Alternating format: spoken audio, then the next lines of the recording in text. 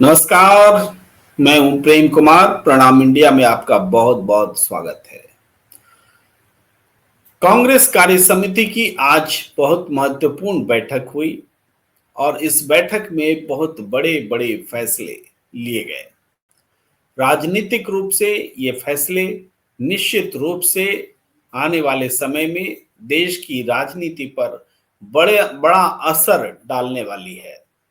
लेकिन उससे पहले खुद कांग्रेस के अपने पैरों पर खड़ा होने, जनता से जुड़ने, चुनाव सुधार को के मुद्दे को जनता के बीच ले जाने और इस तरह के तमाम वो मुद्दे जो कांग्रेस अब तक उठाती रही है, उसको एक औपचारिक रूप से कांग्रेस ने स्वीकार किया है, अडॉप्ट किया है। ये बातें सबके सामने हैं और मैं एक विजुअल भी साथ साथ चलाऊं तो अच्छा रहेगा।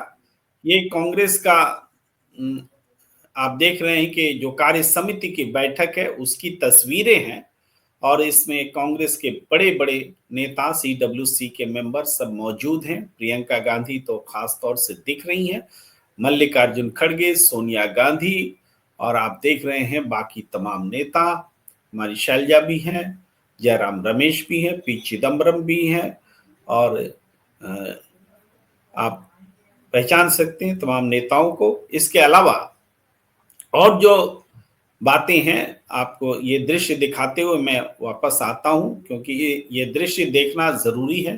कांग्रेस कार्य समिति की बैठक आज संपन्न हुई है और इसमें बड़े फैसले लिए गए हैं और खास तौर से प्रियंका गांधी ने इस बैठक में जो बात कही है वो और भी ज्यादा महत्वपूर्ण है। प्रियंका गांधी ने क्या कहा है? प्रियंका गांधी ने कहा है कि देश में बैलेट पेपर से चुनाव कराना ही एकमात्र रास्ता है।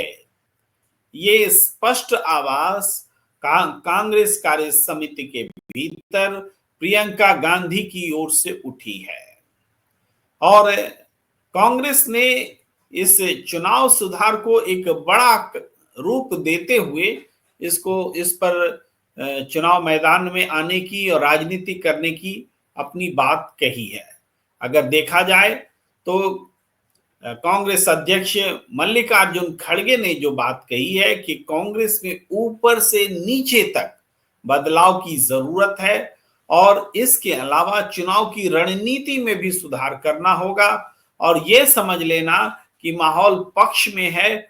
माहौल पक्ष में होने के बावजूद अब जीत की गारंटी नहीं हुआ करती और इसके लिए जो एक अलग से रणनीति बनाने की आवश्यकता है कि माहौल पक्ष में रहने पर हम कैसे चुनावी जीत में उसको कन्वर्ट कर सके, इसके बारे में भी मल्लिकार्जुन खड़गे ने बहुत बातें कही हैं। अगर पॉइंट वाइज देखा जाए तो पहले थोड़ी मल्लिकार्जुन खड़गे के बयान की चर्चा कर लेते हैं। जो बात उन्होंने अंदर में रखी है और सबने गंभीरता से उसको सोचा भी और उस पर अमल भी करने का संकल्प लिया। वही कि संगठन में ऊपर से नीचे तक बदलाव लाना है और खड़गे ने कहा कि चुनाव में उम्मीद से कम प्रदर्शन करना हमारे लिए चैलेंज है, चुनौती है। जितनी उम्मीद होती है उससे कम प्रदर्शन होता है, ये एक बड़ा चैलेंज है और पार्टी नेताओं में एकता की कमी, एक दूसरे के खिलाफ बयानबाजी चुनाव में नुकसान पहुंचा रही है। यानी सच्चाई को भी स्वीकारा गया है। जो कांग्रेस के भीतर जो संगठनात्मक कमी है उस बारे में भी चर्चा हुई है। ऐसा नहीं है कि इन संगठनात्मक कमी पर कोई चुनाव अपहरण करके ले जा रहा है, चुनाव को लूट ले जा रहा है, उस बात में संगठनात्मक कमी को नहीं देखा जाए, ऐसा नहीं हुआ है और सख्त अनुशासन की आवश्यकता को मजबूत को जरूरत बतलाई गई है और कहा गया है कि अगर जमीनी स्तर पर जब हम काम करेंगे तभी पार्टी मजबूत होगी और एआईसीसी में भी बदलाव होगा जमीनी स्तर पर काम करने से। ये एक संगठनात्मक जरूरत है जिस बारे में मल्लिकार्जुन खड़गे ने कहा।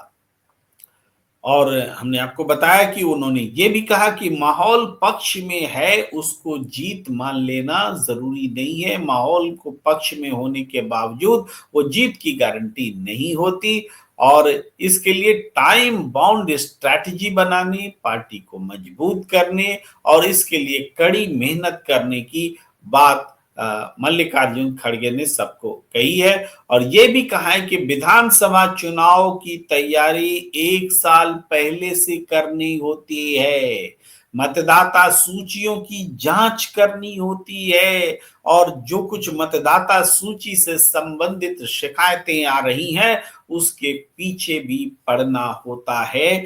ये सारी जरूरतें बता रही हैं और ये वो कमियां हैं जिसका फायदा उठाकर सत्ताधारी दल इन दिनों चुनाव दर चुनाव जीत रहा है। ये भी कह रहे हैं खड़गे जी के चुनाव रणनीति में सुधार होना चाहिए। वे कोई भी अंक गणित परिणामों को सही नहीं ठहरा सकता जो कुछ महाराष्ट्र में हुआ। वो कह रहे हैं कि चुनाव जो महाराष्ट्र में हुआ है ये किसी ने सोचा नहीं था। लोकसभा चुनाव के बाद सब लोग आज भी भ्रम में है कि आखिर महाविकास आघाड़ी का ने ऐसा क्या किया कि विधानसभा चुनाव में उसकी जीत नहीं हुई। इसका मतलब है कि चुनाव की रणनीति सुधार करना होगा। दुष्प्रचार, गलत सूचना और इन सब का मुकाबला करने की तकनीक भी विकसित करनी होगी। यानी मल्लिकार्जुन खड़गे जो बात कह रहे हैं वो उन बातों से अलग कह रहे हैं जिसमें कि ये कहा जाता है कि महाराष्ट्र का चुनाव चुरा लिया गया है। उन बातों को इतर करके जो हुआ है वो एक पहलू है, उस पर भी हमें काम करना है, लेकिन संगठनात्मक कमजोरी, रणनीति में कमी, आक्रामक चुनाव प्रचार, समय से पहले तैयारी, चुनाव मैदान में कसकर उतरना, कमियों को समझना, कमियों को दूर करना, उन तमाम बिंदु पर उन्होंने पार्टी का ध्यान दिलाया है। कांग्रेस के लिए सत्ता में आना महत्वपूर्ण है, ये बात खड़गे जी ने साफ कर दी है कि कांग्रेस का सत्ता में आना निहायत ही जरूरी है और ऐसा नहीं हुआ तो इसके जो दूसरे परिणाम है वो सामने देखने को मिल सकते हैं। ये सारी बातें मल्लिकार्जुन खड़गे कह रहे हैं तो बहुत महत्वपूर्ण है। ये इसलिए नहीं कि चुनाव लड़ना है तो चुनाव लड़ लिया, चुनाव लड़ना है तो जीतने के लिए लड़ना है। ये बात मल्लिकार्जुन खड़गे एक मंत्र दे रहे हैं, समझने समझाने की कोशिश कर रहे हैं। मल्लिकार्जुन खड़गे कहते हैं कि चुनाव के अच्छे नतीजों के बाद विधानसभा चुनाव के नतीजों ने हमें झकझोर दिया है जो बीते दिनों सामने आए हैं। लोकसभा चुनाव में अच्छे नतीजों के बाद वो कह रहे हैं कि लोकसभा चुनाव में जो अच्छे नतीजे मिले, अब अच्छे नतीजे क्या हैं? अच्छे नतीजे को अगर देखा जाए तो कई लोग दूसरे तरह से भी देख सकते हैं। सत्ता में तो नहीं आई कांग्रेस, लेकिन एनडीए गठबंधन को, एनडीए की सरकार को बहुत पीछे ला दिया और इंडिया गठबंधन एक बहुत मजबूत विपक्ष के रूप में उभरा। ये जरूर उपलब्धि है, इसको ही वो अच्छा प्रदर्शन कह रहे हैं और उसके बाद उससे भी खराब प्रदर्शन महाराष्ट्र में हुआ। इसके लिए वो कह रहे हैं कि इसने हमें झकझोर दिया है और हमें कड़े कदम उठाने होंगे। मल्लिकार्जुन खड़गे ने यह भी कहा कि मणिपुर हो या संबल हो, इन घटनाओं ने हमें एक तरह से ये गंभीर मसला है और इस पर जो बीजेपी सरकार की विफलता है उसको पकड़ना होगा और बीजेपी जो ध्यान भटकाने की कोशिश कर रही है धार्मिक मुद्दों के जरिए, उस पर भी ध्यान देना होगा। सत्ता में बैठी पार्टी विभाजनकारी है और इन विभाजनकारी ताकतों से हमें लड़ना पड़ेगा क्योंकि ये देश जो है हमने बनाया है, ये शानदार देश है, ये किसी भी स्थिति में उलट करके अपनी सही पोजीशन को हासिल कर लेता है।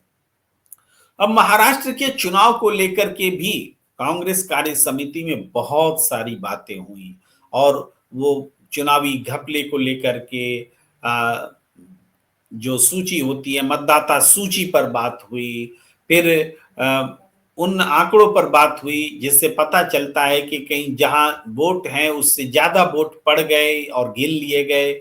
उन उन जो जो विसंगतियां सामने आई हैं सबको ध्यान में रखते हुए उस पर बात हुई है और कांग्रेस ने कहा है कि महाराष्ट्र विधानसभा चुनाव की वोटिंग से लेकर के काउंटिंग प्रोसेस में गंभीर लापरवाही बरती गई है। वोटिंग में भी और काउंटिंग में भी गंभीर लापरवाही बरती गई है और कांग्रेस ने चुनाव आयोग को पत्र लिखा है। इसकी भी चर्चा सीडब्ल्यूसी में हुई और उन्होंने कहा है कि व्यक्तिगत सुनवाई होनी चाहिए, यानी जहां जहां से शिकायत है उसकी शिकायत सुनवाई होनी चाहिए। कांग्रेस ने जो चुनाव आयोग को पत्र लिखा है उसकी भी सीडब्ल्यूसी में चर्चा हुई। उस पत्र में कहा गया है वोटर्स को मनमाने तरीके से जोड़ा गया, मनमाने तरीके से वोटरों के नाम हटाए गए और इस वजह से जुलाई 2024 से नवंबर 2024 के बीच महाराष्ट्र में वोटर लिस्ट में लगभग 47 लाख नए वोटर्स जोड़े गए। 47 लाख।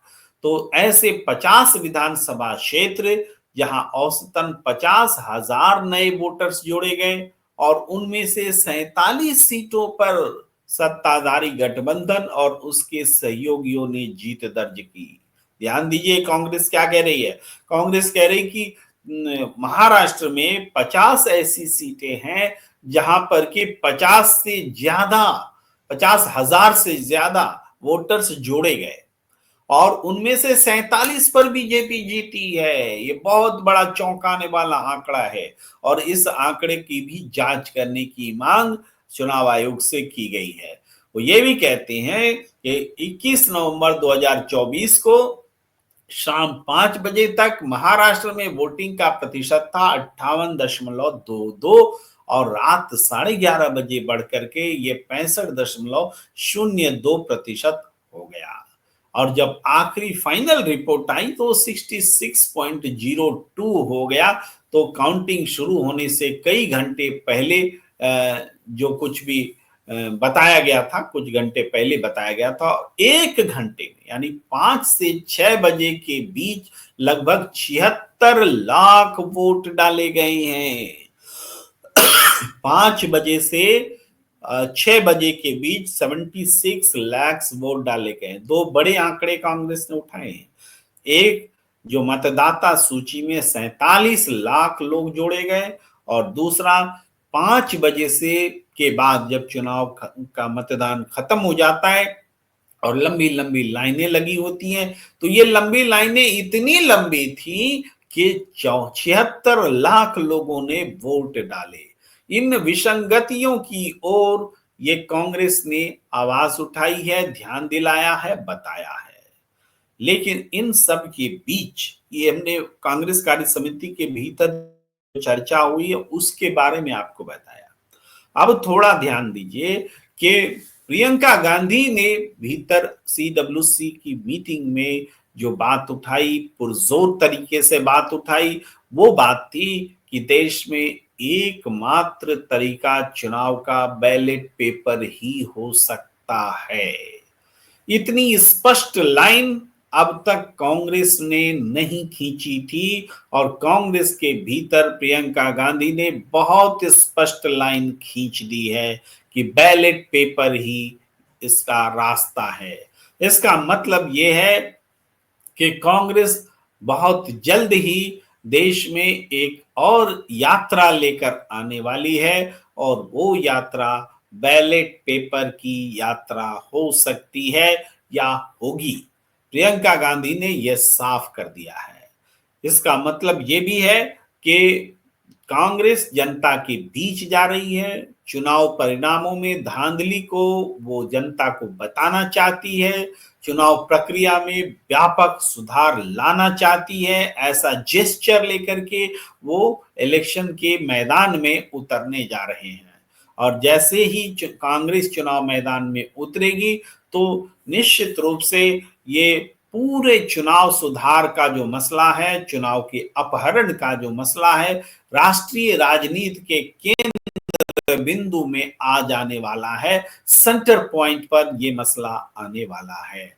और एक बार सेंटर पॉइंट पर मसला आ गया तो देश में चुनाव प्रक्रिया में सुधार कोई रोक नहीं सकता। इन दिनों अब तक ये कहा जाता रहा है कि मुट्ठी भर लोग चुनाव प्रक्रिया में सुधार चाहते हैं। ज्यादातर लोग वर्तमान प्रणाली से संतुष्ट हैं और वर्तमान प्रणाली में कोई खामी ही नहीं है, सब कुछ फुल प्रूफ है। लेकिन हकीकत इससे ठीक उलट है, लेकिन इसको राजनीतिक फलक पर साबित करना भी जरूरी है। और कांग्रेस अब जब सड़क पर उतरेगी, जब जनता का समर्थन हासिल करेगी, अगर जनता ने बैलेट यात्रा को व्यापक समर्थन दे दिया तो इस देश से बैलेट पेपर की वापसी कोई रोक नहीं सकता। और इन दिनों जो ईवीएम को लेकर के सवाल उठे हैं, ये सवाल ईवीएम पर नहीं उठते हैं, सवाल ईवीएम के दुरुपयोग पर उठते हैं।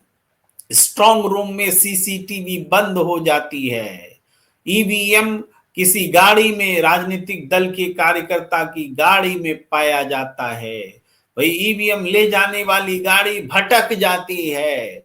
ये सारी चीजें ये ईवीएम के दुरुपयोग की कहानी को बयां करते हैं। वे मतदाता सूची से लाखों करोड़ों नाम गायब हो जाते हैं, लाखों करोड़ों जोड़ दिए जाते हैं और इसके मायने हैं। आज के दौर में जब एआई का जमाना है, आर्टिफिशियल इंटेलिजेंस का जमाना है, तो सरकार के पास ये आंकड़े होते हैं कि कौन व्यक्ति ट्विटर, सोशल मीडिया और दूसरी जगहों पर जो अपने विचार रख रहा है, उसके हिसाब से वो किस खेमे में खड़ा है, किसका वोटर है। इवन आप व्हाट्सएप में भी जो एक दूसरे से बात करते हैं, उससे भी एआई ये पता लगा लेती है कि आपका झुकाव किस राजनीतिक दल के साथ है। अब ये आंकड़ा राजनीतिक पार्टी, सत्ताधारी पार्टी को जब हासिल हो जाता है तो उसके लिए यह आसान हो जाता है कि अपने राजनीतिक विरोधियों के नाम किस तरीके से मतदाता सूची से बाहर कर दें और अपने राजनीतिक समर्थकों के नाम किस तरीके से अधिक संख्या में मतदाता सूची में जोड़ दें। इसमें कुछ फर्जी नाम भी हो सकते हैं, इसका भी दावा किया जा रहा है। ये सारी बातें हैं। तो चुनाव सुधार की बात हो रही है। ईवीएम, कभी उसमें काले शीशे लगते हैं, कभी वीवीपैट होता है, कभी वीवीपैट की पर्चियां गिनेंगे, कभी नहीं गिनेंगे, 5 विधानसभा क्षेत्र में गिनेंगे, 6 विधानसभा क्षेत्र में गिनेंगे। कैसे चैलेंज देना है, उसके लिए क्या तरीका है।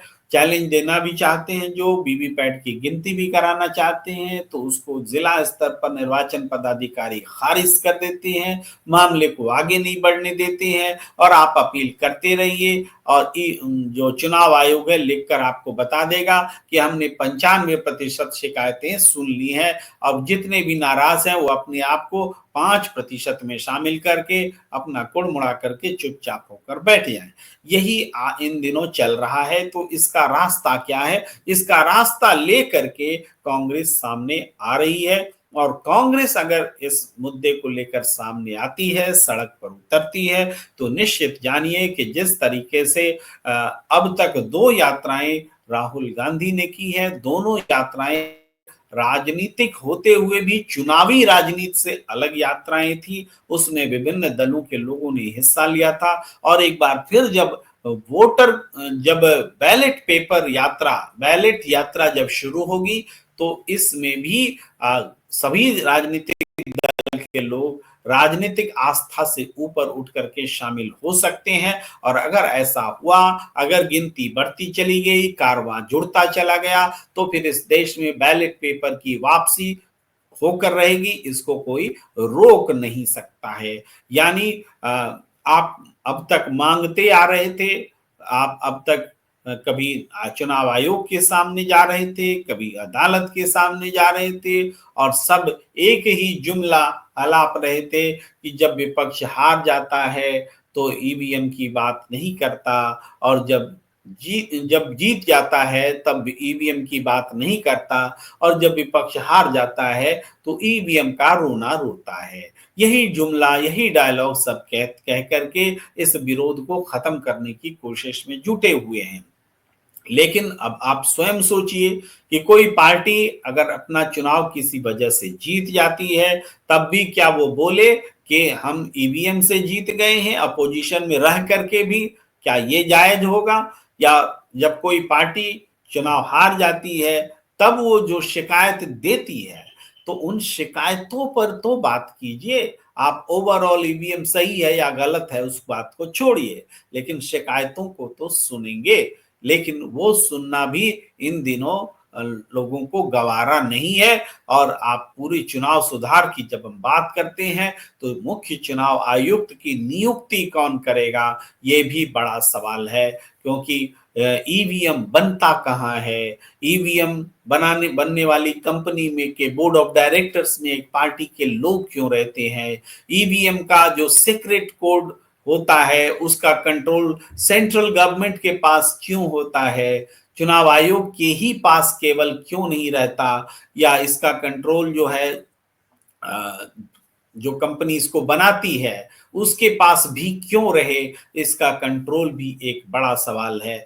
जब तक ईवीएम से जुड़े हुए इन तमाम सवालों में हम उलझे रहेंगे, तो इसका रास्ता नहीं निकलेगा। प्रियंका गांधी ने सही बात कही है कि रास्ता एकमात्र है बैलेट पेपर। ईवीएम में ये ठीक कर दो, वो ठीक कर दो, ऐसे हो गया, वैसे हो गया, 99% रिचार्ज हो गया कि कम हुआ, कोई फर्क नहीं पड़ता 99% रिचार्ज है कि 50% रिचार्ज है। इस तरह की बेतुकी बातों में पड़ने से अच्छा है कि सीधे तौर पर बैलेट पेपर से चुनाव कराए जाएं।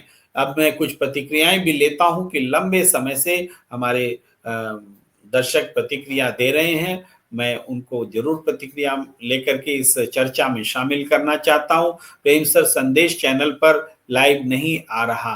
हाँ, ये मेरा सोलो प्रोग्राम है, इसलिए मैं सिर्फ प्रणाम इंडिया पर है। जब हम दोनों मिलकर करते हैं तो निश्चित रूप से वो शेयरेबल होता है। और शरद अंबाड़ी जी कह रहे हैं ईवीएम के खिलाफ सड़क पर उतरना पड़ेगा। बिल्कुल सही बात। प्रदीप बाम्बू जी नमस्कार कर रहे हैं, आपको भी नमस्कार। और फुकरा भाई को भी आपस में नमस्कार कर रहे हैं। आयुष पटेल जी, प्रदीप बाम्बू जी लिखते हैं लोग कहते हैं मेरे पास टाइम नहीं है, और मैं कहता हूं मेरे पास टाइम के अलावा कुछ नहीं है। प्रेम जी के वीडियो देखने का टाइम ही है। चलिए प्रदीप जी, बहुत बहुत शुक्रिया। कुछ बात लिख रहे हैं अरविंद त्यागी जी, हंसी मजाक कर रहे हैं। हरियाणा में भी कांग्रेस बोल रही थी कि सीट पर हमारे पास सबूत हैं।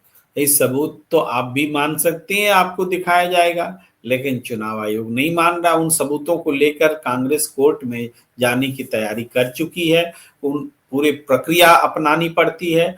जो सबूत थे, स्थानीय जो डीएम कार्यालय है, जो कि निर्वाचन पदाधिकारी होते हैं, उनके पास अपील की गई, उन्होंने अपील को खारिज कर दिया। अब वो आगे का कदम हाई कोर्ट में जाने की कर रहे हैं, वो प्रक्रिया थमी नहीं है। और सत्ता में मिलने की वजह से राहुल गांधी पागल होता जा रहा है, सत्ता में न मिलने की वजह से। चोको मोको जी, देखिए सत्ता में तो राहुल गांधी जब थे तब भी उन्होंने कोई पद स्वीकारा नहीं था। मनमोहन सिंह ने कहा था, डॉक्टर मनमोहन सिंह ने, कि राहुल गांधी जी के लिए हम कुर्सी छोड़ने को तैयार हैं, लेकिन तब भी उन्होंने प्रधानमंत्री बनने की मिले हुए ऑफर को भी स्वीकार नहीं किया। तो कम से कम राहुल गांधी को सत्ता लोलुप या सत्ता का लालची नहीं कह सकते। चोको मोको जी, चलिए आगे हम बढ़ रहे हैं कुछ प्रतिक्रियाएं लेते हुए। अरविंद त्यागी जी भी कुछ कहना चाह रहे हैं, लेकिन कुछ सार्थक प्रतिक्रिया लिखेंगे तो हम जरूर लेंगे। और इस तरीके से हम, प्रेम कुमार जी, आप महाराष्ट्र में कांग्रेस को जिता रहे थे, क्या हुआ? फुकरा बॉय जी कह रहे हैं हाँ, आपने और एक आध बार पूछा है, मैंने जवाब शायद देने का मौका न मिला हो।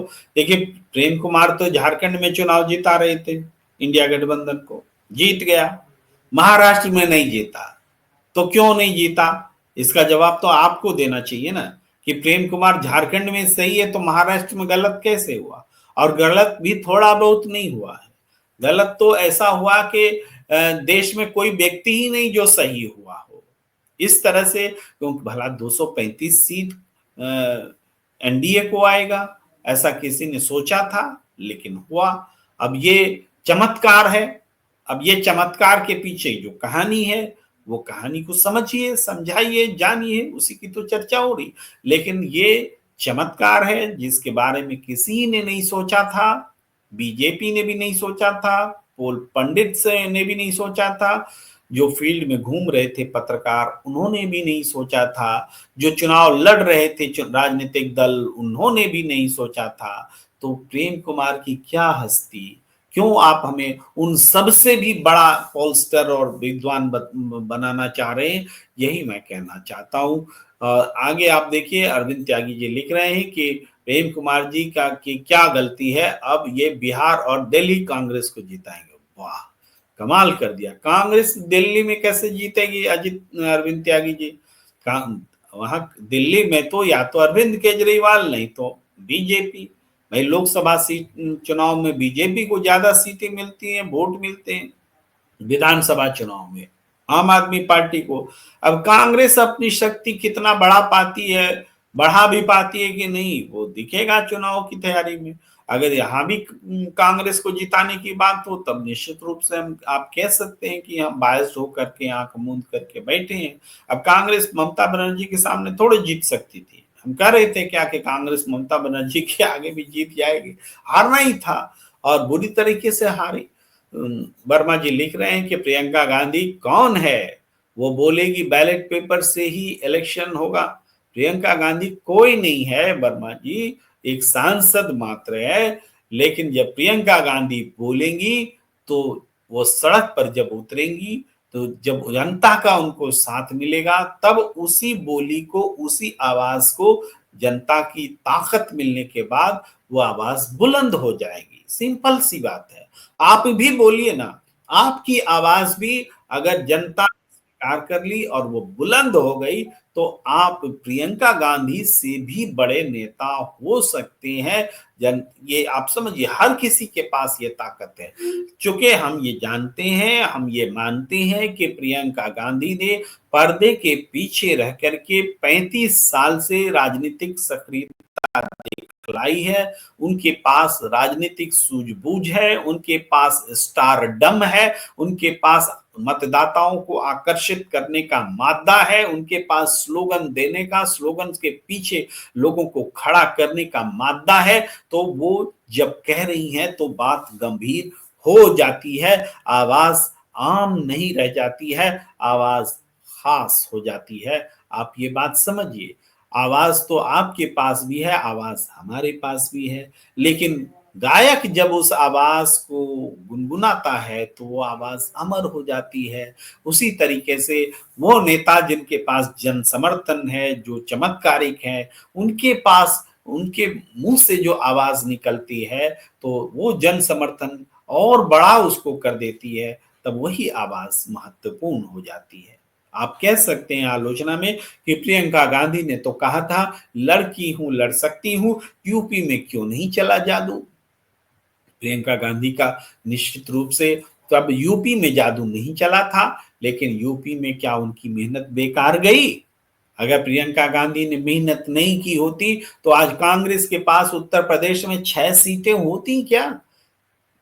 समाजवादी पार्टी के पास जो 37 सीटें हैं, उसमें इंडिया गठबंधन और कांग्रेस का योगदान है, और इस पर भी चर्चा होती रहती है। और जो लड़की हूं, लड़ सकती हूं का नारा दिया, पुरुषवादी समाज में एक बड़ी लड़ाई है, अपनी पार्टी के भीतर भी, गठबंधन के भीतर भी, और पूरे देश में भी। तो निश्चित रूप से सत्ताधारी दल उस नारे के सामने झुकी थी, तभी रिप्रेजेंटेशन में 33% आरक्षण का जो बिल था वो पारित हुआ था। ये बात आपको समझनी पड़ेगी। मुझे थोड़ा ज्यादा बोलना पड़ा आपकी बात को रखने के लिए, समझाने के लिए, प्रश्न करने के लिए बहुत बहुत धन्यवाद आपका। इसी तरीके से पटेल जी कह रहे हैं प्रेम कुमार जी कम ये चलना चाहिए, अब प्रेम कुमार जी कम, ये दो पागल ज्यादा बोलेंगे, बाय बाय। तो आपस में ही बात कर रहे हैं आप लोग। चलिए मैं थोड़ी बातचीत को आगे बढ़ाता हूं। अच्छा, आपका चेहरा चमक रहा है प्रेम जी आज। अच्छा, आज हमारा चेहरा चमक रहा है। आपकी आंखें चमक रही हैं हरिशंकर जोशी जी, आपकी आंखें चमक रही हैं। मेरा चेहरा तो साधारण है और आपके सामने ही दाढ़ी बढ़ी हुई है, सफेद दाढ़ी दिखने लगी है। और आगे बहुत सारी प्रतिक्रियाएं आ रही हैं, लेकिन मैं गुड इवनिंग कर रहे हैं जैसन फ्रांसिस जी, आपको भी गुड इवनिंग है। और मैं सारी प्रतिक्रियाएं नहीं ले पाऊंगा, क्षमा करता मांगता हूं। और एक तो फिर से मैं थोड़े विषय पर आता हूं कि कांग्रेस पार्टी ने सीडब्ल्यूसी की जो आज बैठक हुई है कांग्रेस की, उस बैठक में बड़े बड़े फैसले हुए हैं।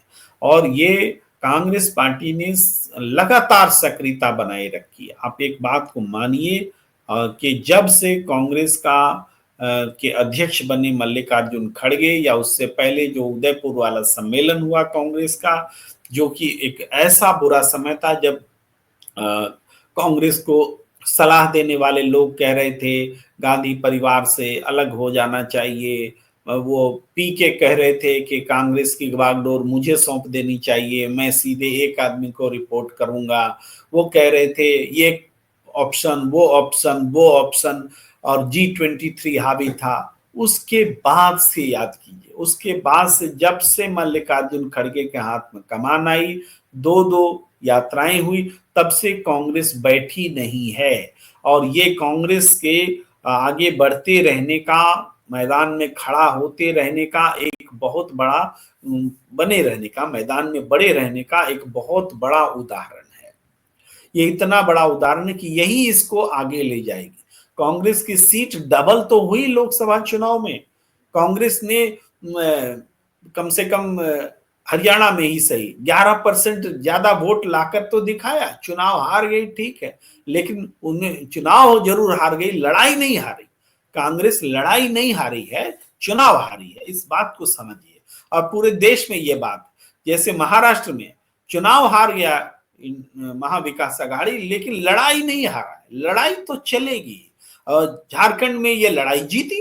झारखंड में हेमंत सोरेन और कल्पना सोरेन को दाद देनी होगी कि उन्होंने इंडिया गठबंधन की आवाज को बुलंद किया, सिर नहीं झुकाया, जेल गए, झुके नहीं, बहुत सारी बात है। लेकिन आज कांग्रेस पार्टी मैदान में है और लगातार मैदान में बने रहने के लिए कमर कस चुकी है। इस ओर ध्यान देना बहुत जरूरी है। इस तरीके से जो जज्बा कांग्रेस दिखा रही है, ये जज्बा तो बीजेपी भी नहीं दिखा पा रही है।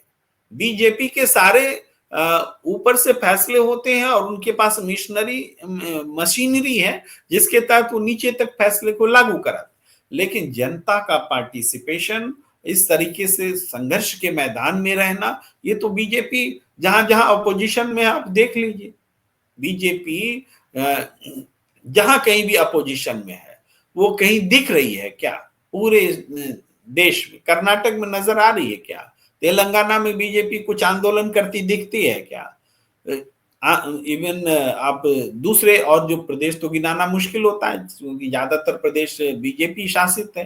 केरल में बीजेपी क्या कर रही है, क्या कर पा रही है? तमिलनाडु में क्या कर पा रही है? ये सारी चीजें हैं। दक्षिण के क्षेत्र में, ये वही उत्तर में ज्यादातर बीजेपी की ही सरकार है, लेकिन जहां नहीं है भाई, वहां क्या कर पा रही है? बिहार में सरकार में फिर भी उनको नीतीश कुमार को ही साथ में रखना पड़ता है।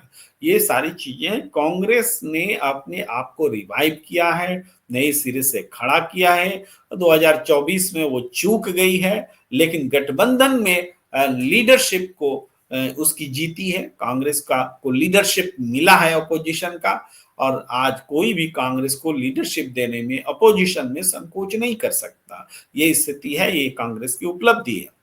ऐसे में सीडब्ल्यूसी में जो लिए गए फैसले हैं, वो कांग्रेस को एक और नई ऊंचाई पर ले जा सकती है। और इसमें जब प्रियंका गांधी बैलेट पेपर से वोट कराने की मांग करती हैं, तो निश्चित रूप से प्रियंका की आवाज एक राजनीतिक जो निर्णय है उसको एक मुकाम तक पार्टी ले जाएगी। और जनता जब इस नारे से जुड़ेगी, प्रियंका गांधी की बातों से जुड़ेंगी, तो इसका पार्टी और अपोजिशन की राजनीति को बहुत बड़ा फायदा होगा। कुछ और प्रतिक्रियाएं लेते हैं। मर्डर ऑफ डेमोक्रेसी लिखते हैं 25 में ही कास्ट सेंसस होगा, वरना मैं नहीं रहूंगा, तुम सब ऐसे ऐश ऐश करो। तो 2025 में ही कास्ट सेंसस होगा, ऐसा ये कह रहे हैं। कास्ट सेंसस तो बड़ा मुद्दा है और इस मुद्दे का कोई विरोध कर नहीं पा रहा है। कास्ट सेंसस करवाओ वरना भाड़ में जाओ, ये उनकी भावना है। कांग्रेस ईवीएम का इशू कास्ट सेंसस को दबाने के लिए लाई है। तो कास्ट सेंसस कौन कराएगा? कास्ट सेंसस की मांग तो कर ऐसे तो होगी नहीं। ईवीएम सत्ता में आना जरूरी है। मल्लिकार्जुन खड़गे की बात सुनिए, सत्ता में कांग्रेस का आना जरूरी है। अब इसके लिए कास्ट सेंसस करवा कांग्रेस तो करवाएगी नहीं। कास्ट सेंसस केंद्र सरकार को कराना है, कांग्रेस को लड़ाई लड़नी है, कांग्रेस लड़ाई लड़ेगी। उसमें जिनको साथ देना है वो देंगे, साथ नहीं देना है वो नहीं देंगे। ये बातें अपनी तरह से हैं। और एक और वर्मा जी कह रहे हैं, भाई ये तुम्हारी गलती नहीं है, तुम्हारे पेरेंट्स की गलती है कि तो आ गया। पता नहीं किसके लिए लिख रहे हैं, क्यों लिख रहे हैं, और ये इस तरह की भाषा का से आपको क्या आनंद मिलता है ये मुझे नहीं मालूम। लेकिन हर इंसान, अगर आप कहेंगे तो अपने पेरेंट्स की गलती से ही आता है। अगर आप उसको गलती मानते हैं तो सब पर लागू होता है। ऐसी भाषा का इस्तेमाल मत कीजिए किसी के लिए भी।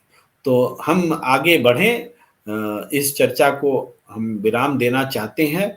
और जाहिर बात है, मुझे लगता है कि मैंने अपनी बात इस बातचीत में लगातार मैं बोल रहा हूं और अपनी बात रख दी है। सीडब्ल्यूसी की मीटिंग बहुत महत्वपूर्ण मीटिंग है और आपसे आग्रह कि आपने अगर यूट्यूब चैनल प्रणाम इंडिया को लाइक सब्सक्राइब नहीं किया है तो लाइक कीजिए, शेयर कीजिए, ज्वाइन का बटन दबाइए और बने रहिए हमारे साथ विभिन्न चर्चाओं में। और हमें दीजिए इजाजत। धन्यवाद, नमस्कार।